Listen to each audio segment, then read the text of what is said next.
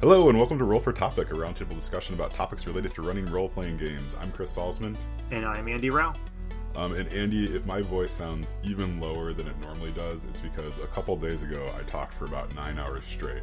Yeah. You were giving some sort of address at a professional venue? Yeah, definitely a professional venue. So we just got done with Roll for Topic Con. So we did this last year for a small group of people, and we decided to do it again this year.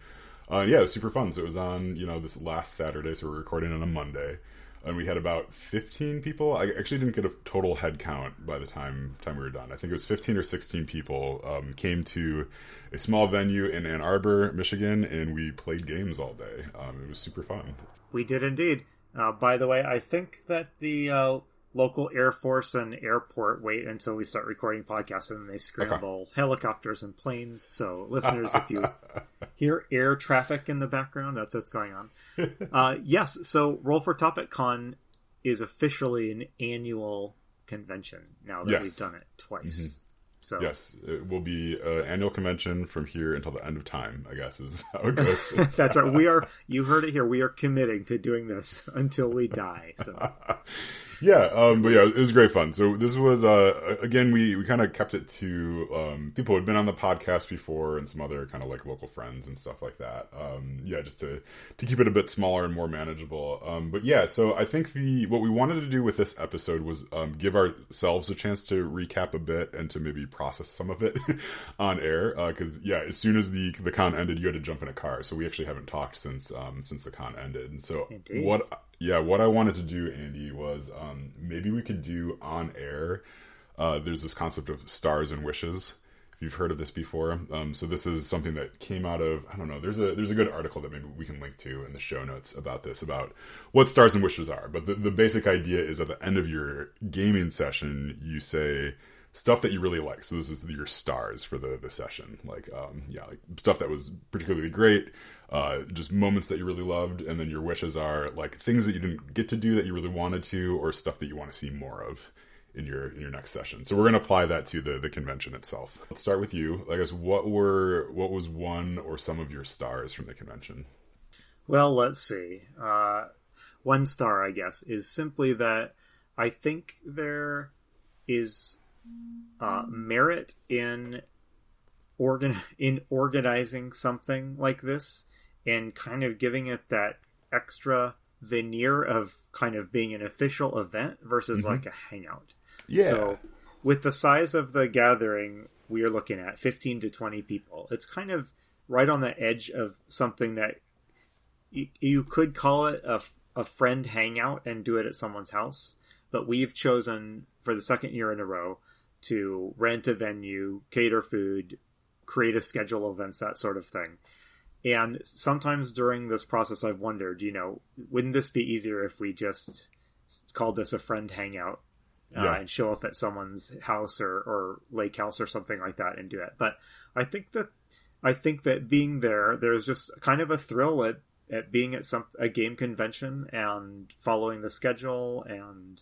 I don't know. It's I guess it doesn't sound very exciting when I say it like that, but can you relate to that at all? I think that when you said following a schedule, I was like, oh geez, we're boring. But I mean, it does sort of tap into that, like, I don't know.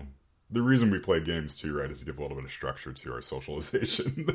Somewhat too. Yeah, but I mean, I think having that, it gives it an air of legitimacy, even if it's only for us and maybe the attendees or something like that. But I think there is some value in that. And I think it also just raises the stakes a little bit too for what people expect out of the convention, the convention, and expect out of themselves for the games that they're running too.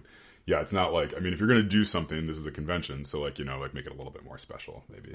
Yeah, I know that when I was prepping my game, that was a mostly good pressure. Like people are paying money to be at this event, and they chose to be in my game at the expense of not being able to be in other games.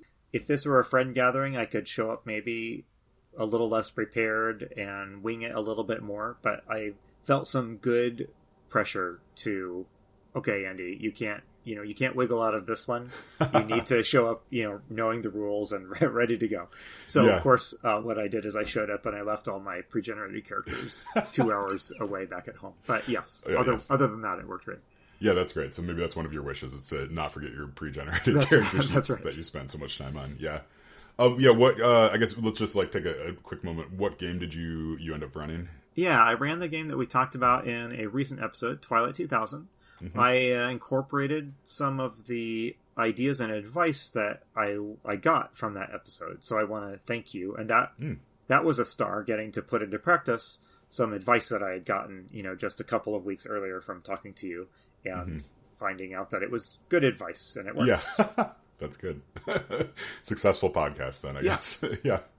So how would so we probably both have multiple stars and wishes or whatnot, but let me turn it back to you and let's get a star from you then. Yeah, I think for me, similar to what you said, but I think getting a lot of people together that I care about and I really like in the same room together to play games was super fun. I mean, just being in there and listening to the joy that was happening at other tables and the different games and stuff that were being played was that was very memorable for me. Yeah. Something that I think about, and I think I chatted with a couple people about this, is that doing stuff like this is a very optional thing. And I keep trying to find a way to say this in the right way, but we don't have to play these games. We don't have to run conventions. It's something that we kind of get to do and choose to do. And I'm glad that we chose to do it.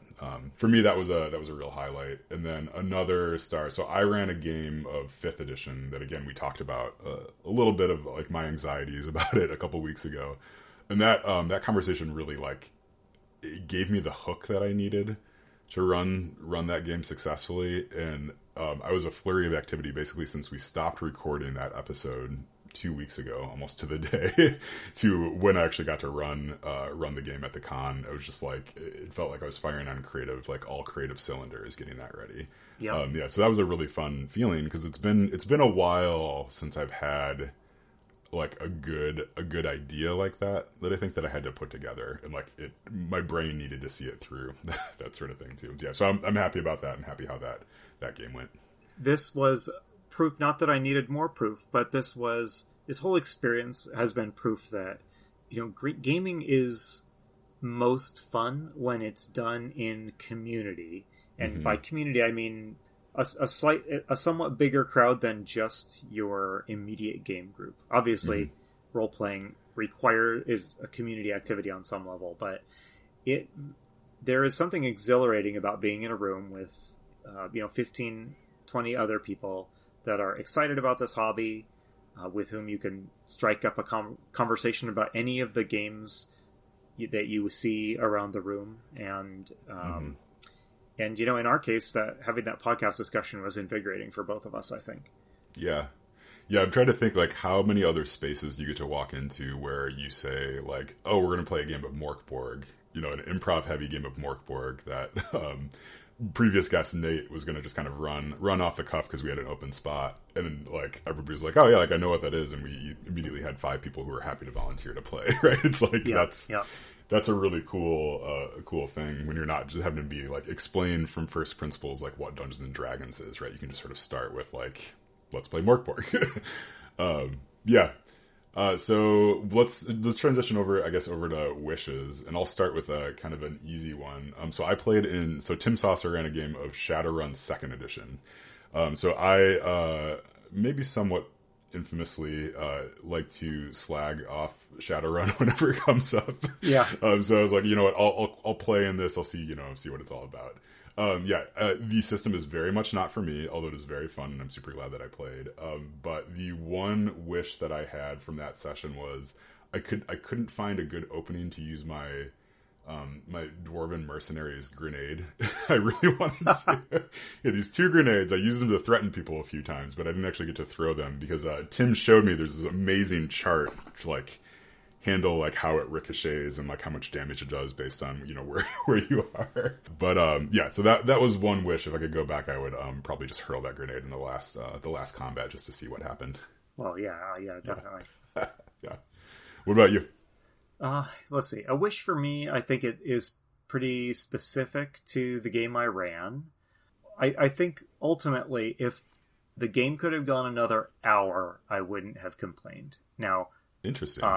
I wasted a half hour at the beginning of the session because I forgot my character sheets. I had to railroad us through character creation fast, which is not very fun. So that was 20-30 minutes right there. So that part's on me. But I also felt like it was a new system for all of us. It's a pretty dense system, and by the third hour of our 3-hour game, I felt like we all had a grasp of the mechanics and how the dice work and the pace and the style of the game. And we could have gone another hour, I think, just to ride that high of like, hey, okay, we figured this out, we're on a roll. So the next time I'm running a brand new game that has some degree of kind of mechanical complexity to it, I will probably try to stretch the time a little bit to acknowledge the fact that it's going to be 2 hours before we're all we have this figured out. And then so that it wasn't a big problem. The 3 hours was also a great amount of time to play, and it did, I think, keep anyone from getting bored by the time the game was ending. But I would have happily gone for another hour. Not more than an hour, but another hour. I will say, I think it was around hour 2 is when I glanced over and noticed your entire table was standing. Yes. Like, and looking, I mean, so like Twilight 2000, for those who don't know, I mean, you have like a hex map that you're looking at. Like, it's, like it looks like a war game, right? Yeah. And like everybody was standing, and like I feel like someone was even pacing a little bit, like trying to figure out sort of what to do. Like, that to me was a super cool moment. It's like, okay, something cool is happening at Andy's table right now. If everybody's that engaged that they're like, they can't sit anymore, they need to get the best vantage point. There was a moment in that game that was just really thrilling for me as a GM, and that is, so we ran I opened it with a combat that lasted 45 minutes or so, or maybe an hour. And after that, the PCs had to decide what to do. And there was just a wonderful, maybe 5-10 minute period where everyone was standing around the table, hunched over this big map I had spread out on the table. And they were trying to calculate out routes. Like, the question was, this is how much gas we have. Where, how far can we make it? Where should we go? And so they were drawing on the map, and they were running the math of how much fuel it would take to get here versus there, and can we get across the river on this tank of gas? And it is exhilarating for me to watch PCs make plans. I was glad then that I hadn't given them a scenario that was like, oh, you need to get to this city, but instead they got to pull up that map and decide where they wanted to go. So that was just a neat moment when players are thinking and making plans and solving problems. It's exciting to watch, I think. Yeah, were you trying to aim for that moment, or did that just happen? It just happened. I mean, it worked out well. Yeah, so the session that I ran was a 5th edition session, so it was a level 20 boss fight. I did decide, I don't know if you listened to the previous episode, I was kind of waffling back and forth, but I did decide to go with level 20 characters. Great. And fan favorite John Corey actually stepped in to help me make those characters. So I had not really looked at the character sheets very much. Oh. Which is kind of in keeping with the game that I was running, which we can maybe get into a little bit. But so like I hadn't like gone through line by line and been like, okay, you can't have this, we got to adjust this, give him different spells, whatever, like that. So he made sure that the wizard character did not have wish in there, like super made very clear on that. Like I think he even swapped it out, like the thing he was using, tried to give it to him, but in there, the rogue got a sneaky dagger that had a potential for a wish spell on the dagger. Interesting. Which seems a little overpowered, but hey, who am I to argue with 5th edition designers? So the dagger had D4 charges of wish on it. So the rogue, Aaron, he rolled it straight just to see how many charges he had left, and he came up with 1 charge on the thing. So he held on to it, and it ended up being a really fun moment at the end of the game. They needed to escape basically as this demi plane was folding in on itself. And it was just like, they're trying to figure out what to do. The druid had wild shaped into a dragon and was like hauling them, up and away from the volcano that was erupting and destroying everything. And they're trying to figure out, and said, Aaron's like, well, I have wish, like, let's open a portal. Right? So they did that and they were able to get out. But it's one of those like things where it's like, as a GM, I very specifically did not plan on how are you going to get out of this situation? Because like I knew this might happen. At the end, it's like, well, this place is collapsing. I'm okay with the total party kill. Like behind the screen, that's what I'm okay with. But hoping that's not going to happen. And then seeing them kind of pull together like what they had, all these resources, and like figure out how to get out of the situation was just like such a fun. I don't know. Like that's why I play these games, right? Is to be surprised. Yep. Here's a question for you. What is a GM strategy or trick or style that you witnessed that you're going to take and use in your games or consider? Oh, that's a really good question. So Tim ran Shadowrun, like playing in that. Like something I really appreciate about Tim is he does a good job setting up scenarios and then letting it happen and not trying to weasel out of it. So there was he had a Faraday cage in there, like, and so we're trying to basically break into the cage to steal a bunch of Nuyen, right? Because of course, right? It's Shadowrun. And he had a guard character who was gonna like radio for backup, and he said out loud like, the guard steps in and closes the cage and radios for backup. And then like one of the other players, Toby, was like, but he's in a Faraday cage. He can't get comms out. And you could just see like, and Tim was like, you know what? You're absolutely right. Like, after we finished laughing and stuff, and he rolled with it. And I could just like, I could see myself in that situation being like, ah, dang it. Like this blows all my plans to smithereens. I got to find a way to like, weasel out of it. But yeah, I really appreciate that you just leaned into it. And it felt like such a huge win for the party too, right? To get to like, oh, like we figured it out. Like, or Toby figured it out. We didn't figure it out. Like, we figured it out. And like, now we can have the advantage here. Yeah. What about you? Yeah. Was there anything that you picked up on? So I greatly enjoyed the games I played in. I played in a game of the Shiver role-playing game, which I had not even heard of, but it's a neat game. It's got some cool custom dice and a fun game mechanic.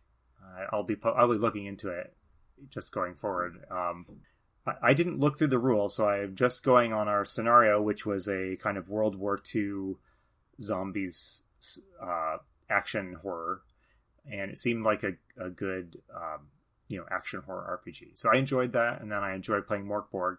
So the thing that the GMing lesson I learned, it actually wasn't from another GM. It was from me forcing myself to do all the die rolls out in the open where the PCs could see them.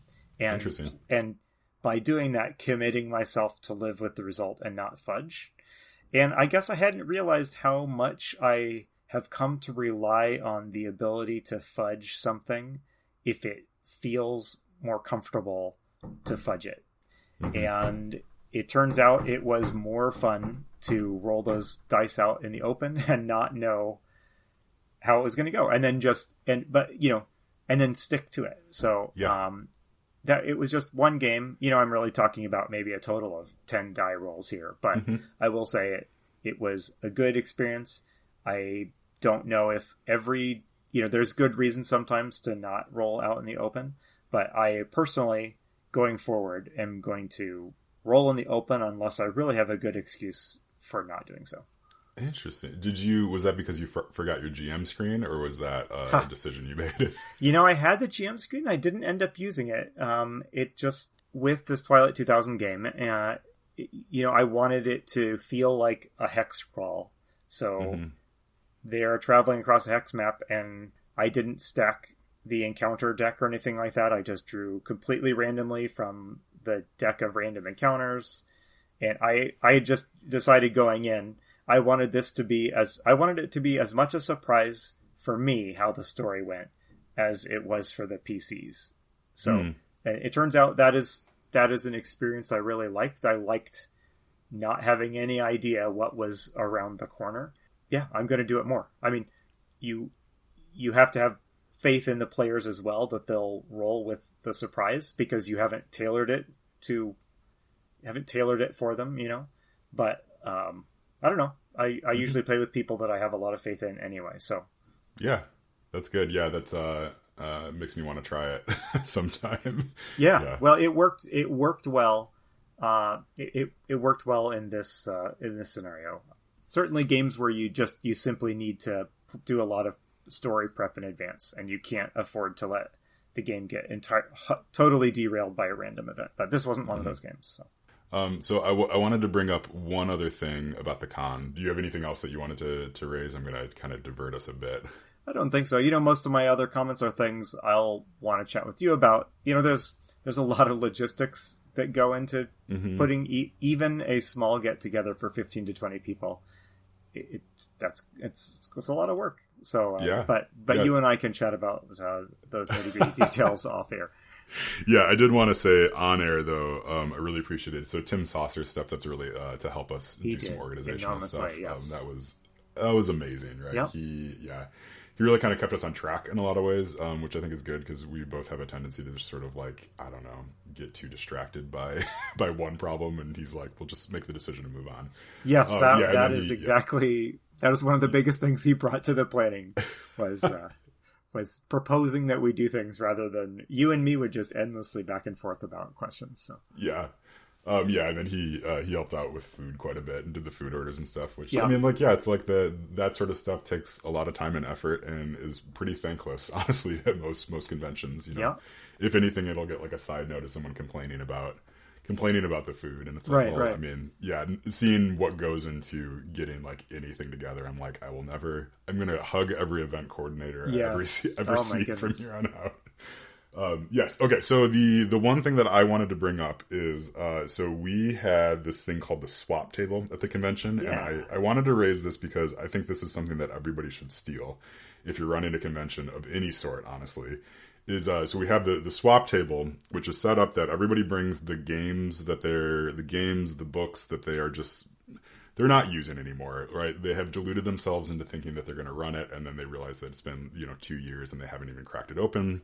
Or they did run it and they liked it, but they're never going to run it again, or what have you, right? Like all those sorts of reasons why you might have a book that you no longer need.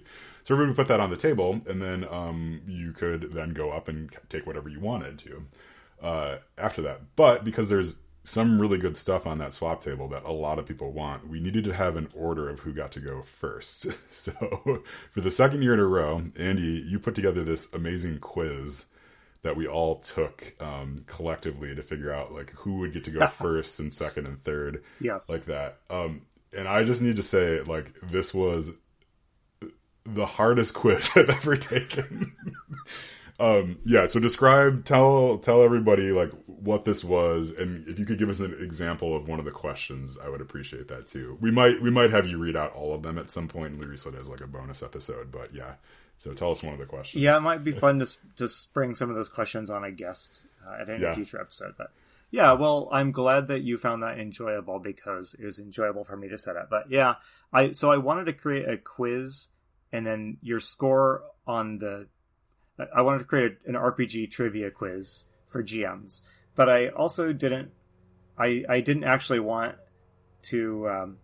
Your score on the trivia quiz tells you what order you go to the table in. So the better you do on the quiz, the earlier you get to pick something off the swap table. But we have such a range of experience and knowledge. We have people in this group that have been playing for 30 years, and we have people that started playing a year ago. And so I didn't want to just penalize people for being new to the game or for not having an encyclopedic knowledge of game systems. So so for the last year's quiz and this year's quiz, I went and found kind of ludicrous pieces of trivia or bizarre rules from games, usually games that are kind of hilariously complicated, for which I have a great fondness. Yeah. And so my goal was to find, questions that nobody really knows the answer to. So you would just be, everyone is guessing and has equal chance to get it right or wrong. So, I need to interject for just a second. So you said up front if anyone is confident in their answer on any of the questions, that they needed to, like, you know, state as such beforehand, and they could stand up and give their answer. No one took you up on that, and like you said, some people in that room had been playing for 30 plus years. Yeah. So. There were a couple of questions on this year's quiz that strayed a little close to someone might actually know this, but I just gambled that they didn't. And people, if they knew it, they kept quiet about it. So yeah, okay, all right. So give us an example. Yeah, give us an example question before we sure. An example question. Well, I don't know. Was there a question that you remember that made you laugh, or that you got accidentally correct? Oh, I got 0 of them correct. Okay. The one that sticks out to me that I think was like the most pedantic. I mean, they were all pretty pedantic, but like the one that really sticks out to me was which printing of the player's handbook answered the question of, can non-player characters do short or long rests? Yes. So it wasn't even like, I don't know. Like, which edition? I don't know, like which edition, you know, addressed it first or anything like that. It was like which print version. Yeah, which printing of the 5th edition Player's Handbook corrected that hole in the rules. Yes, yeah, and I don't. What was the answer? Do you remember? I don't remember. The answer. Oh man! Oh, it was the 6th printing. Oh yeah. Clarified that non-adventurers could take long and short rests. Yeah. Which you just like, so things like that make me laugh, you know, because who needs to be told this, right? Like, right. Yes. Like, but if going all the way back to Gary Gygax's columns in like Dragon magazine, he was answering these sorts of questions, and you can hear in his voice like, why do you need to hear this from me? Like, yes. But it's just a part of the hobby and the mindset of all of us who love this hobby, I think, that when there's a vagueness in the rules, like, we notice and we kind of want to know what the official answer is. So yeah, right. Yeah. Anyway, yes. Yeah. So I asked some questions. So I was, I asked, one of the questions was, how many total skills can you pick in the Rollmaster Standard system, which is the late 1990s edition of Rollmaster. And going into researching the answer to this question, I thought the answer was going to be like 200. But the answer is rounds off to about 700. And I was delighted that it was so ludicrously large. And I did some trimming. So I had a big spreadsheet with all of these skills, and I did some trimming down to in case anyone challenged me on, like, well, that's a skill category, not a skill. So if you're wondering, I did my due diligence and I trimmed that list down. Yeah. And I also want to note that you mentioned that this does not include magic skills, right? Was that? Yeah, that's a big can of worms, and I was afraid we might be looking at like 1,500 skills if I left those in. So yes. Well, yeah. So it was excellent. I did just want to call that out because that was very delightful, and I heard from a number of people that was one of their favorite parts about the con. Surely one of my highlights for sure. Yeah. Well, I'm glad. And about the swap table generally, you know, I love the generosity that the swap table shows evidence of. People came in. I went home I took something off the swap table when I checked that was brand new. When I checked the price on what it costs brand new to buy, it was $100. Oh wow!